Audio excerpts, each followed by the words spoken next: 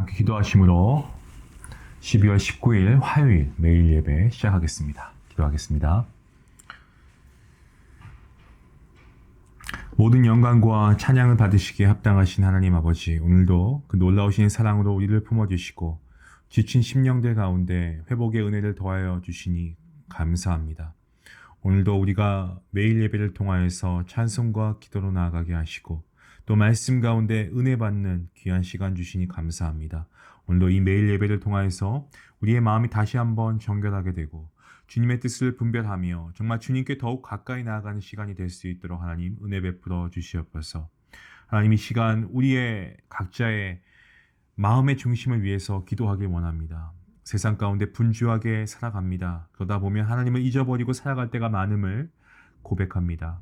하나님께 맡긴다고 하면서도 내 뜻대로, 내 생각대로, 내 판단으로 살아갔음을 먼저 하나님께 회개하며 나아갑니다. 예수 그리스도의 피값으로 주고 사신 정말 이 인생의 주권을 하나님께 맡겨드리는 우리 모두가 되게 하여 주시고, 우리 마음에 가득 찬 세상적인 생각과 아버지 세상의 방법들이 이 시간 예수 그리스도를 사모하는 마음으로 완전히 뒤덮이게 하시고, 이것을 통하여 우리의 영혼이 참된 행복과 평안을 누리게 허락하여 주시옵소서. 오직 예수님 안에 소망이 있음을 기억하며 예수님의 이름을 찬양하고 영화롭게 하는 그러한 우리의 인생이 될 수 있도록 하나님 함께해 주시기를 간절히 소원합니다. 하나님, 이 시간 특별히 주님께서 우리의 가정을 지켜보호하여 주시옵소서. 하나님, 우리 안에 정말 많은 것들이 있지만 우리의 삶 가운데 가장 중요한 분은 하나님이시고, 그리고 우리에게 허락하신 우리의 가정인 줄로 믿습니다. 또한 우리의 믿음의 공동체, 우리 가족들 주님께서 지켜주셔서 정말 하나님의 은혜 가운데 언제 어디서 무엇을 하든지 간에 하나님의 영광 위에 살아가게 하시고, 정말 각자의 처소에서 하나님의 임재하심을 동일하게 경험할 수 있는 귀한 축복도 허락하여 주시옵소서. 무엇보다 모든 가정들이 정말 그리스도의 삶의 방향을 잃어버리지 않도록 도와주시고, 우리의 자녀가 정말 우리의 부모들처럼, 아니 우리 세대보다 더 훌륭한 믿음의 용사들이 되어서 하나님께 귀하게 쓰임받는 금그릇 같은 일꾼들 되게 허락하여 주시옵소서. 아버지, 몸이 약한 분이 계십니까? 질병으로 신음하는 분이 계십니까? 하나님께서 다 아시오니 그 아픈 곳을 치유하여 주시고 그 마음을 위로하여 주시고, 아버지 그 흘리는 눈물을 주님께서 친히 닦아 주시옵소서. 아버지, 오늘도 하나님 하늘 보좌 우편에서 우리를 위해서 중보하시는 그 대제사장 되시는 예수님을 우리가 기억하며 감사하며 나아갑니다. 오늘도 드리는 이 모든 예배가 하나님이 기뻐하시는 예배, 말씀을 통한 그 은혜가 우리 모두에게 충만한 귀한 시간 될 수 있게 하나님 함께해 주시길 간절히 바라오며, 이 모든 말씀 살아계신 우리 주 예수 그리스도의 이름으로 감사하며 기도하옵나이다. 아멘. 찬송가 484장 함께 하시겠습니다.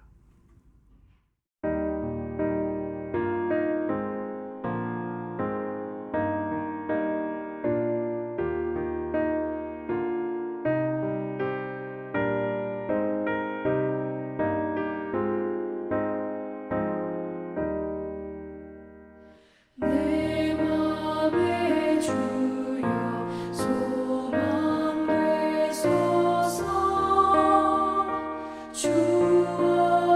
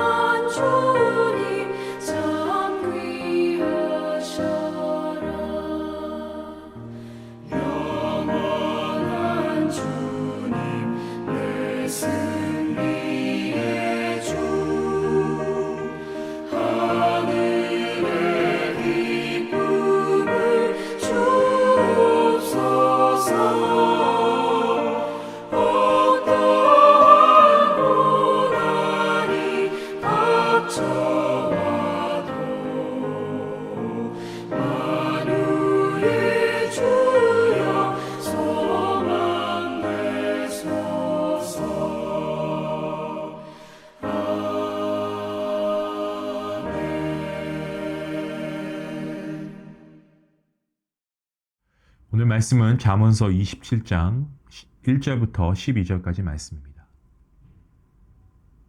잠언서 27장 1절부터 12절까지 말씀, 우리 한 목소리로 함께 말씀을 읽겠습니다. 너는 내일 일을 자랑하지 말라. 하루 동안에 무슨 일이 일어났는지 내가 알 수 없음이니라. 타인이 너를 칭찬하고 내 입으로는 칭찬하게 하고 내 입으로는 하지 말며 외인이 너를 칭찬하게 하고 내 입술로는 하지 말지니라. 돌은 무겁고 모래도 가볍지 아니하거니와 미련한 자의 분노는 이 둘보다 무거우니라. 부는 잔인하고 노는 창수 같거니와 투기 앞에야 누가 서리요. 면책은 숨은 사랑보다 나으니라. 친구의 아픈 책망은 충직으로 말미암는 것이나 원수의 작은 입맞춤은 거짓에서 난 것이니라. 배부른 자는 꿀이라도 싫어하고 줄인 자에게는 쓴 것이라도 다니라. 고향을 떠나 유리하는 사람은 보금자리를 떠나 떠도는 새와 같으니라. 기름과 향이 사람의 마음을 즐겁게 하나니 친구의 충성된 권고가 이와 같이 아름다우니라. 내 친구와 내 아비의 친구를 버리지 말며 내 환난 날에 형제의 집에 들어가지 말지어다. 가까운 이웃이 먼 형제보다 나으니라. 내 아들아, 지혜를 얻고 내 마음을 기쁘게 하라. 그리하면 나를 비방하는 자에게 내가 대답할 수 있으리라. 슬기로운 자는 재앙을 보면 숨어 피하여도 어리석은 자들은 나가다가 해를 받느니라. 아멘. 한 끗 차이라고 하지 않습니까? 우리가 자신감, 그리고 또 자만감, 이것을 얘기할 때 간혹 여기에 대해서 그 의미를 다르게 이해하시는 분들이 계시는 것 같아요. 여러분, 자만심은 일을 망치기 쉽게 만드는 것이 자만심입니다. 자신감은 어떻습니까? 자신을 스스로 복돋아주는 용기를 자신감이라고 하죠. 자신이 할 수 있다라고 하는 어떤 자기 자신에 대한 스스로 긍정적인 마인드, 그런 거라고 할 수 있겠습니다. 그런데 이 자만심은 지나친 자신감이죠.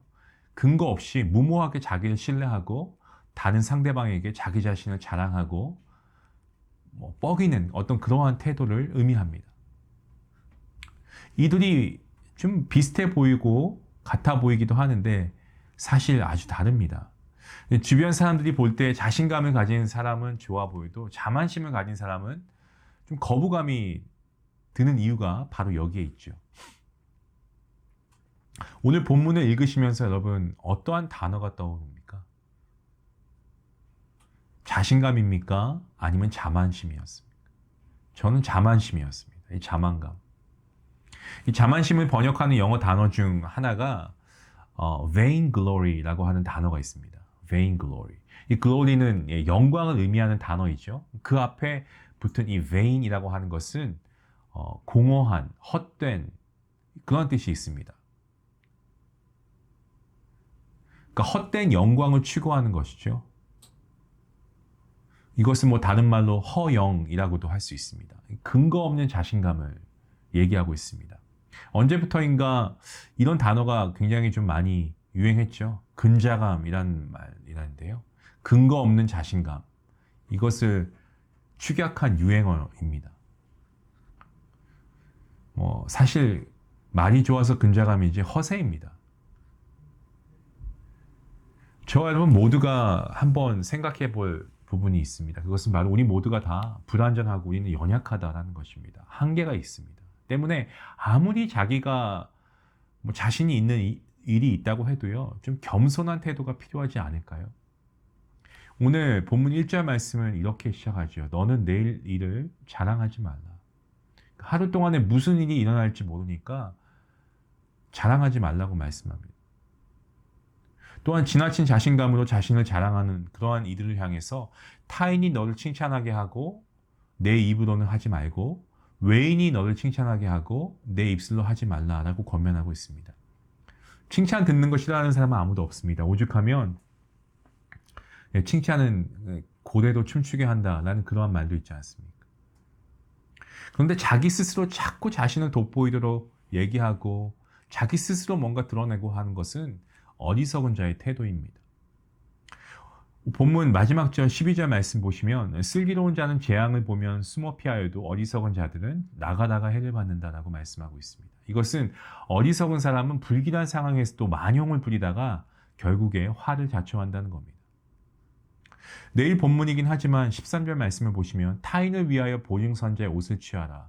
이 외인들을 위하여 보증선자는 그의 몸을 볼모 잡을지니라라고 말씀하고 있는데 이 표준 새 번역 성경을 보시면 이 구절을 남의 보증을 선 사람은 자기의 옷을 잡혀야 하고 모르는 사람의 보증을 선 사람은 자기의 몸을 잡혀야 한다라고 번역했습니다.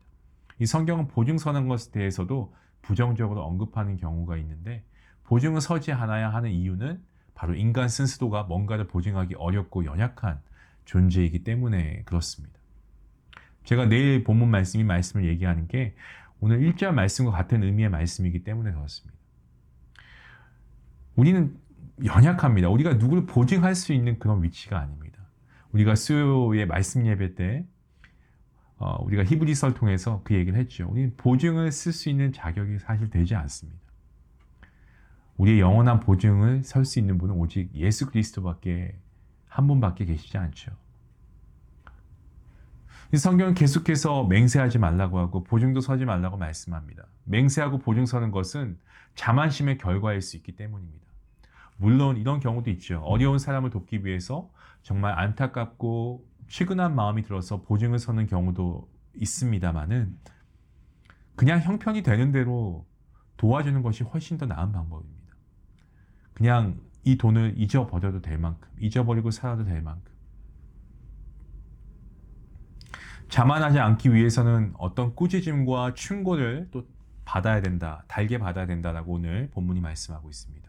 5절과 6절 말씀에서는 꾸짖음과 책망을 달게 받을 것을 말씀하고 있죠.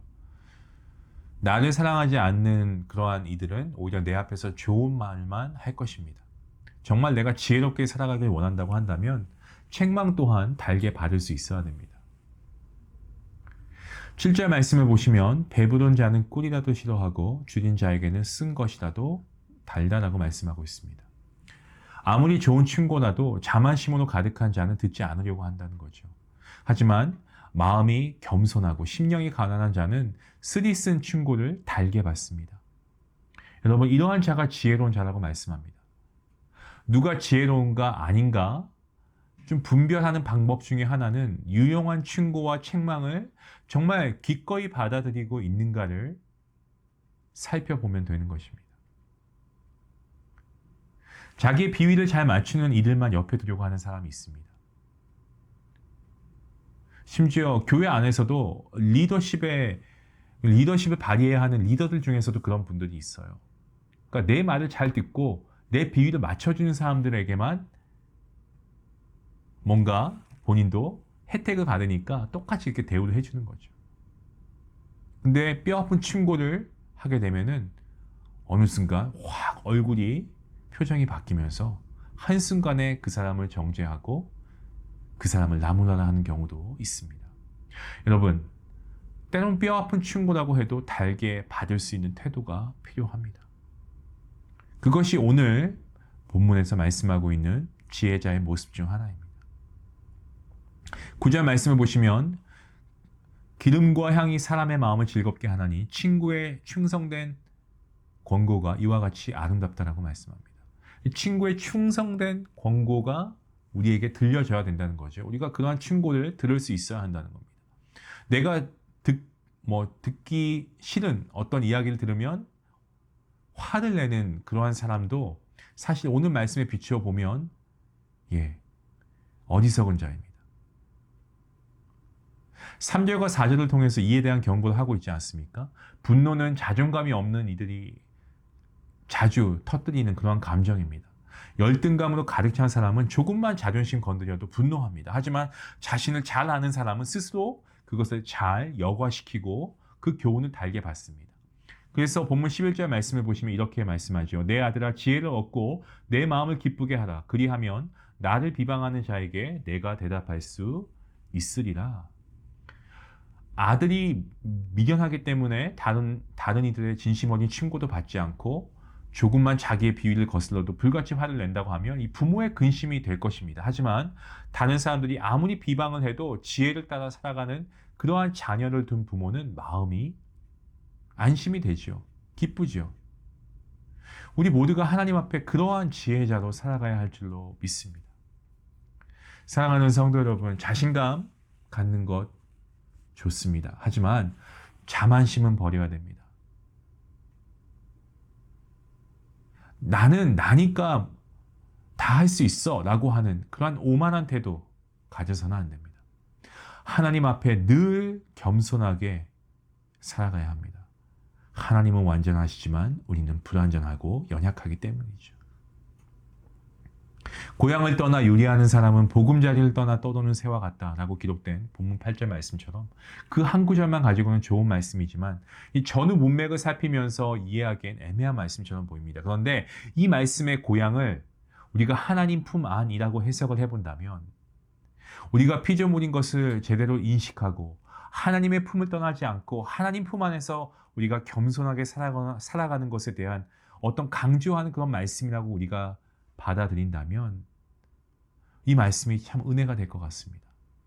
사랑하는 성도 여러분, 오늘 저는 이 말씀을 통해 간절히 기도하기는 오늘 하나님을 떠나지 않고 하나님의 품 안에서 하나님의 지혜에 따라 정말 겸손하게 우리 모두가 하루를 살아갈 수 있기를 원합니다.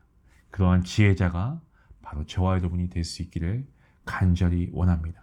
우리 같이 함께 기도하시겠습니다. 하나님 감사합니다. 오늘 말씀을 통하여서 우리의 연약함을 다시 한번 깨닫게 하시고 우리가 오늘 하루도 어떻게 하루가 마무리될지 아무도 알 수가 없기 때문에 한 치 앞도 모르는 인생이기에 오늘도 우리가 우리의 일을 자랑하지 말아야 할 줄로 믿습니다. 누가 나를 칭찬해 준다고 우리가 으쓱될 것이 아니고 더 겸손하게 하나님 앞에 나아갈 수 있도록 도와주시고 결단코 우리의 스스로의 입술로 나를 나타내고 나를 드러내기보다 정말 하나님께서 나를 아시기에 나의 모든 행함과 나의 말하는 어떤 행위들도 하나님께서 다 보고 계시지 않습니까? 하나님께서 보시기에 하나님께 내가 올바르게 설 수 있다면 하나님께 내가 참된 예배자이고 하나님의 구원받은 자녀로 살아간다면 더 이상 바랄 것이 없는 그러한 겸손한 하나님의 자녀가 될 수 있기를 다시 한번 결단합니다. 하나님 이러한 우리가 될 수 있도록 도와주시고 정말 우리가 여러 어리석은 자들의 모습을 많이 보지만 오늘 말씀을 빗대어 우리가 교훈해 볼 때에 정말 하나님 지혜자의 삶을 살아갈 수 있기 원합니다. 그리고 누군가 나에게 충고를 하고 때로는 비판을 한다고 해도 그것에 마음 상해하기보다는 내 자신을 돌아보고 정말 하나님께서 그러한 것을 통해 나에게 주시고자 하는 말씀이 무엇인가를 우리가 다시 한번 깊이 생각할 수 있는 겸손한 마음을 허락하여 주시옵소서. 남이 나에게 무엇을 가지고 얘기하든 정말 중요한 것은 그 사람의 평가가 아니라 하나님께서 나를 어떻게 보고 계시는가가 더 중요한 줄로 믿습니다. 하나님의 마음에 합한 자가 되게 하시고 그리고 나의 주변에도 정말 선한 복음의 영향력을 끼칠 수 있는 우리 모두가 될 수 있도록 하나님 함께 하여 주시옵소서.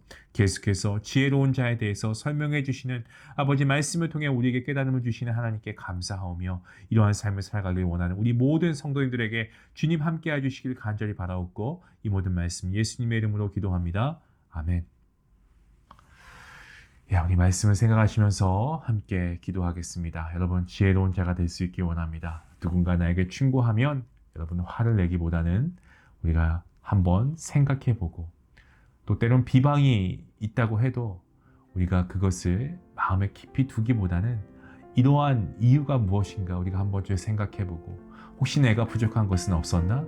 우리가 자기 스스로를 한번 돌아볼 수 있는 정말 그러한 겸손한 우리 모든 성도님들 될 수 있기를 원합니다. 그러한 우리가 될 수 있게 해달라고 우리 같이 함께 기도하겠습니다.